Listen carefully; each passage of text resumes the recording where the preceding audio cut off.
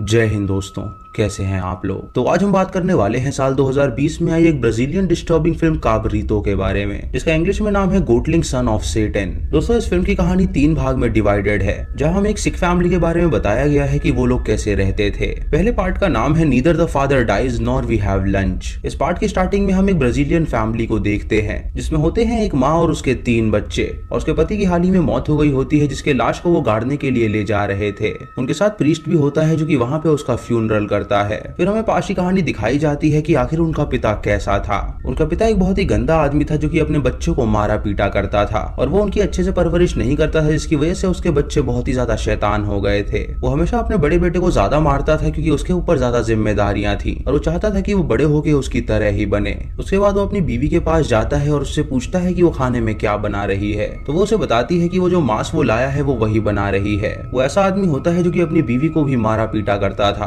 और वो उसका हमेशा शोषण भी किया करता था। उसके बाद वो अपने फार्म में जाता है जहाँ उसने पिग पाले हुए थे, और वो उन्हें देखकर कहता है कि वो जल्दी से सो जाएं। वो पिग्स जब सोते नहीं है तो उसे काफी गुस्सा आता है, तो वो अपने बच्चों के कमरे में जाता है और अपने बड़े बेटे को वहाँ पर लेकर आता है और उसे बुरी तरह पीटता है। उसे कहता है कि उन पिग्स की जिम्मेदारी उसने उसे सौंपी है, तो अभी तक वो पिग्स सोए नहीं है, जिसका मतलब ये है कि उसने उन्हें खाना नहीं दिया। वो लड़का अपने पिता की मार खा के बहुत ज्यादा रोता है और उसे उस पर बहुत ज्यादा गुस्सा आता है। गुस्से में लड़का रात भर बाहर ही रहता है और घर में नहीं आता, और अगली सुबह जब वो घर में आता है तो उसका पिता उसकी माँ से पूछता है कि वो लड़का कहाँ पर है। ये सुनकर उसकी माँ उससे कहती है कि वो उसे ऑर्डर देना बंद करे। जब नाश्ता करने की बारी आती है तो वो तीनों बच्चे टेबल पे बैठ जाते हैं, और यहाँ हम देख पाते हैं कि उस बड़े भाई से वो दोनों भाई बहन चिढ़ा करते थे। वो लड़की उससे कहती है कि फादर उसे पसंद नहीं करते क्योंकि वो पिग्स की तरह ही स्टिंक करता है। ये सुनकर उस लड़के को बहुत ज्यादा गुस्सा आता है, जो कि हम उसकी आंखों में देख पाते हैं, लेकिन वो उन्हें कुछ भी नहीं कहता क्योंकि वो उसके छोटे भाई बहन थे। उसके बाद वो दोनों भाई बहन बाहर जाते हैं और एक पंछी को मार गिराते हैं ताकि उनके घर में उसका मांस बन सके। उनकी माँ घर में ईश्वर को याद करती है और उनकी प्रेयर करती है,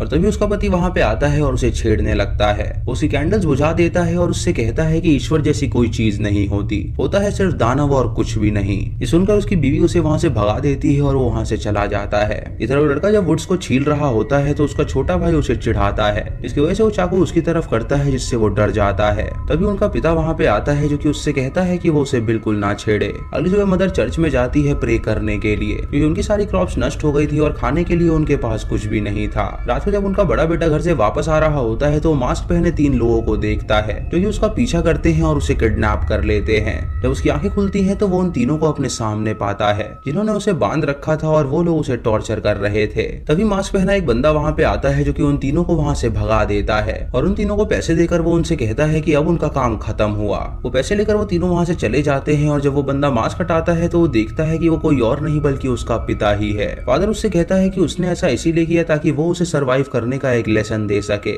अगर उनके पास कुछ खाने के लिए नहीं है तो वो एक चीज खा सकते हैं और उससे सरवाइव कर सकते हैं, जो कि कुछ और नहीं बल्कि इंसान का मांस है, जो उन्हें फ्री में अवेलेबल हो सकता है अगर वो किसी को जान से मार दें। आज का लेसन यही है कि वो एक बड़ा इंसान कैसे बनेगा। तभी वहाँ पे किडनैप किए हुए एक लड़के को लाता है जिसे वो जान से मारने वाला था। उसे देखकर उसका बेटा रोने लगता है क्योंकि वो उसका दोस्त था। उसका पिता उससे कहता है कि इस लड़के को कोई और नहीं बल्कि वही मारेगा, ताकि उसके हाथ खुल जाए और वो ढेर सारे मर्डर्स कर सके, जिससे कि उनकी फैमिली का पेट भर सके। इधर वो तीनों बंदे जब मास्क हटाते हैं तो हम देखते हैं कि वो कोई और नहीं बल्कि उसके भाई बहन और एक और लड़की होती है, जो कि आपस में पैसे डिस्ट्रीब्यूट कर लेते हैं और वहाँ से चले जाते हैं। तो तीसरी लड़की वहीं पे रुकती है देखने के लिए कि आखिर वो लोग वहाँ पे क्या कर रहे हैं। फादर अपने बेटे की मुंह से पट्टी हटाता है और उसे एक चाकू थमाता है और उससे कहता है कि वो उस लड़के को जान से मार डाले। उसका बेटा उससे कहता है कि वो ये काम बिल्कुल नहीं कर सकता, तो वो उससे कहता है कि वो उसकी आंखों में देखे और उसके गर्दन में चाकू मारे, और उसकी बात सुनते ही वो ऐसा करता है, जिसकी वजह से उस लड़के की मौत हो जाती है। ये देखकर उसका पिता उसे शाबाशी देता है और उसके खून से उसे रंग देता है। इधर मदर अपनी छोटी बेटी के साथ प्रेयर्स में ही लगी हुई होती है। जब उसका पति घर पे वापस अपने बेटे को लेकर आता है तो वो उसे बहुत ज्यादा डांटती है कि उसने पहली बार अपने बेटे से ही मर्डर करवा दिया था। उसके बाद वो जीसस से माफी मांगती है अपने बेटे के पापों के लिए, लेकिन वो ये बात समझ गई थी कि अगर उसका पति जिंदा रहा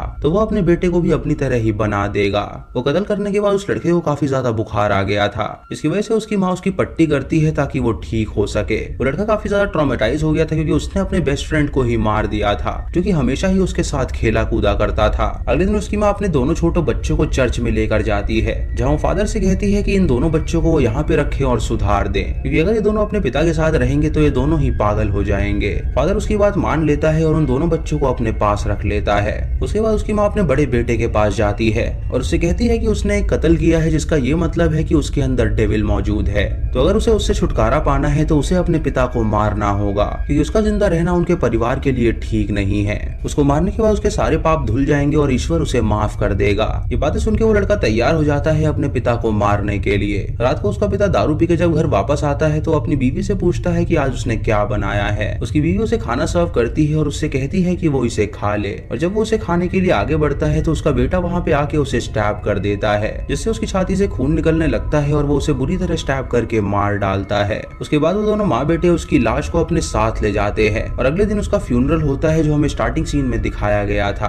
फिर सेकंड चैप्टर शुरू होता है जिसका नाम था no one eats before mommy prays. इस एपिसोड में उस फैमिली की कुछ साल बाद की कहानी दिखाई जाती है, जहाँ उसकी मदर अब बूढ़ी हो गई थी और वो सिर्फ अब प्रार्थना किया करती थी। उसका बेटा भी उसके पिता की तरह ही बन गया था, जिस बात से वो सबसे ज्यादा डरा करती थी, क्योंकि वो रात तक घर पे दारू पीकर आता था और वो कुछ खाना भी नहीं लाता था। इसकी वजह से कई दिनों तक उन्हें भूखा ही सोना पड़ता था। उसकी माँ उससे कहती है कि उसका पिता बिल्कुल सही कहता था, वो एकदम वर्थलेस है जो कि किसी काम का नहीं है। अगली सुबह जब वो उठता है तो उसकी माँ उसे फिर से डांटती है और उसे कहती है कि आखिर वो चाहता क्या है, कि उसकी बूढ़ी माँ भूखे ही मर जाए। अगर उसमें जरा भी शर्म बची है तो वो बाहर जाए और कुछ कमा कर लेकर आए। जब वो खाना निकालने जा रहा होता है तो उसकी माँ उससे कहती है कि वो खाना वो डिजर्व नहीं करता। उसे कानों में आके कहती है कि वो जो कर रहा है वो ठीक नहीं है, क्योंकि जो बहुत ही बुरे लड़के होते हैं वो नर्क में जाते हैं और वो इतना यूजलेस है कि उसे लगता है कि वो शायद नर्क में ही जाएगा। ये सुन के वो लड़के को बहुत ही ज्यादा गुस्सा आता है, लेकिन वो अपनी माँ से बहुत ज्यादा प्यार किया करता था, इसीलिए वो उससे कुछ नहीं कहता और वहाँ से चला जाता है। उसके बाद वो एक प्रोस्टिट्यूट के पास जाता है जहाँ वो अक्सर जाया करता था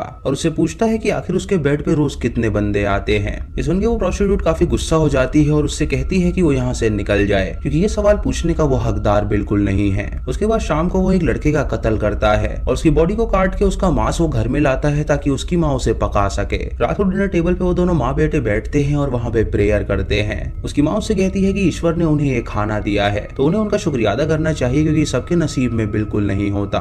उससे ये भी कहती है कि वो अंधेरे में क्या देखता है वो सब जानती है। उसको जो भी डार्क सपने आते हैं वो इसीलिए आते हैं क्योंकि वो प्रेयर नहीं करता। अगर वो प्रेयर करने लगेगा तो उसके सारे सपने चले जाएंगे। खाना खाने के बाद जब वो बाहर जाता है तो वो वही डिस्टर्बिंग सपना देखता है, जहाँ उसे अपने भाई बहन भी नजर आते हैं जिन्हें उसने जान से मार डाला था। अगले दिन जब उसकी आंखें खुलती हैं तो वो अपने आप को खेतों में पाता है और उसके बाद वो अपने घर वापस जाता है नहाने के लिए। कुछ देर बाद वो उस प्रोस्टिट्यूट के पास जाता है और उसके साथ इंटीमेट होता है और वो उसे अपने सपनों के बारे में बताता है, जिसे सुनकर वो बहुत ज्यादा हैरान हो जाती है। वो संभालती है और उससे कहती है कि वो चिंता ना करे, सब कुछ ठीक हो जाएगा। कुछ दिनों बाद वो उस प्रोस्टिट्यूट को अपने घर लाता है, जहाँ वो उसकी माँ से कहती है कि वो प्रेग्नेंट हो गई है। सुनकर उसकी माँ उसे छोटे बच्चे का एक कपड़ा देती है और उसे कहती है कि बच्चे को नीट एंड टाइडी रखना बहुत ज्यादा जरूरी होता है। तभी वो बंदा उठता है और उनकी बातें सुन के उसे अजीब सा फील होने लगता है, जिससे वो बाहर जाता है और उन दोनों को जान से मार डालता है। उस लेडी का बच्चा निकाल लेता है और उसे अपने टेबल पे सर्व करता है और अपनी माँ की लाश के पास जाके वो उससे कहता है कि अब वो उसे यूजलेस बिल्कुल नहीं बोल पाएगी। दोस्तों यहीं पे थर्ड चैप्टर शुरू होता है जिसका नाम होता है द होली फैमिली। यहाँ हमें कुछ साल बाद की कहानी दिखाई जाती है, जहाँ अब वो बंदा बूढ़ा हो गया था और वो सारा दिन अकेले ही रहता था और वो हमेशा सिगरेट पीता रहता था। वो अब भी वही क्राइम्स करता था और एक एक करके वो लोगों को मारता था और उसके बाद उनका मांस लेके घर जाता था, जहाँ पका के वो उन्हें चाव से खाता था। वो रात को अपनी माँ की लाश के साथ सोता था, क्योंकि अब पूरी तरह सड़ चुकी थी, लेकिन उसका मानना था कि उसकी माँ अभी जिंदा है, क्योंकि उससे हमेशा बातें किया करती है। उसके बाद वो उस लाए हुए मांस को काटता है और अपनी माँ से बातें करने लगता है और उसे बताता है कि आज वो बहुत ही स्वादिष्ट खाना बनाएगा। उसके बाद वो एक रूम में जाता है जहाँ उसने एक लड़की को बंदी बना रखा था, क्योंकि उसका ये प्लान था कि वो उसके साथ अपनी फैमिली बनाएगा। वो लड़की उससे कहती है कि वो उसे यहाँ से जाने दे, लेकिन वो उससे कहता है कि वो इतनी आसानी से उसे यहाँ से जाने नहीं दे सकता। उस लड़की के लिए गाना गाता है और उसके बाद उसे अपनी माँ के पास जाके सुला देता है और अगली सुबह जब उस लड़की की आंखें खुलती हैं तो उसकी माँ की लाश को देखकर वो जोर से चिल्लाती है। जब बंदा बाहर होता है तो वहाँ पे वो एक लड़की को देखता है और मन में ठान लेता है कि वो उसे जान से मार कर रहेगा। अगली सुबह जब वो घर जाता है तो वो इमेजिन करता है कि उसकी माँ उसके कान में आके कह रही है कि अब भी वो यूजलेस है। ये सुनकर वो बहुत ज्यादा गुस्से में आ जाता है और वहाँ से बाहर निकलता है और तभी उसे वो लड़की नजर आती है तो वो एक सरिया लेकर उसका पीछा करने लगता है। वो लड़की एक कार में छुपी हुई होती है तो वो उसे पकड़ लेता है और उसे जान से मार डालता है और उसके बाद उसे घर में लाके काटता है और उसका मांस खाता है। है। फिर वो अपनी माँ की लाश पे मिट्टी का तेल गिराता है और उसे जला देता है, और ऐसा करने से वो बहुत ज्यादा रोता है क्योंकि उसका मानना था कि अब उसकी माँ हमेशा के लिए जा रही है। एंड में हम उसे सेटन की गोदी में देखते हैं जो कि उसे रोते हुए संभाल रहा होता है, क्योंकि ऐसा दिखाया गया था कि ये सेटन का ही बच्चा है जिसका क्रिमिनल माइंड है। और ये मूवी यहीं पे खत्म हो जाती है। तो दोस्तों ये थी काबरीतो की कहानी, और आपको ये कैसी लगी आप हमें कमेंट सेक्शन में जरूर बताइएगा। ये फिल्म हमें उस घर के बड़े बेटे के पॉइंट ऑफ व्यू से दिखाई गई है, और वो भी उसके लाइफ के 3 अहम हिस्सों में। पहले जब वो टीनेजर होता है तो उसके पिता उसे बहुत ही बेकार चीज सिखाते हैं। वो हमेशा उसे मारा पीटा करता था और उसने उसे कत्ल करना सिखाया था, जिसकी वजह से हिम्मत जुटा पाया और उसने अपने पिता को भी मार डाला। सेकंड में ये बताया गया है कि वो अपनी माँ के साथ अकेला रह रहा है, और वो भी अपने कत्ल करने की आदत को नहीं छोड़ रहा था, क्योंकि वो इंसान का मांस ही खाया करते थे। वो इंसान को मार के उनका मांस निकालता था और वो दोनों मिलकर उसे खाते थे। उसकी माँ उसे यूजलेस कहा करती थी, इसीलिए उसने अपनी माँ को भी मार डाला। कि वो कितना ज्यादा अकेला था कि वो अपनी मरी हुई माँ को जिंदा समझता था, और उनकी लाश को उसने अपने बेड पे ही रखा हुआ था जहाँ वो हर रात सोता था। यानी ये पूरी फिल्म उसके पॉइंट ऑफ व्यू से ही दिखाई गई है। और आपको ये कैसे लगा आप हमें कमेंट सेक्शन में जरूर बताइएगा। दोस्तों चैनल पे नए हैं तो सब्सक्राइब करें और बेल आइकन दबाएं नोटिफिकेशंस के लिए, और वीडियो को लाइक और शेयर करना बिल्कुल मत भूलिएगा। तो मैं मिलता हूँ आपको अगली वीडियो में, तब तक के लिए जय हिंद।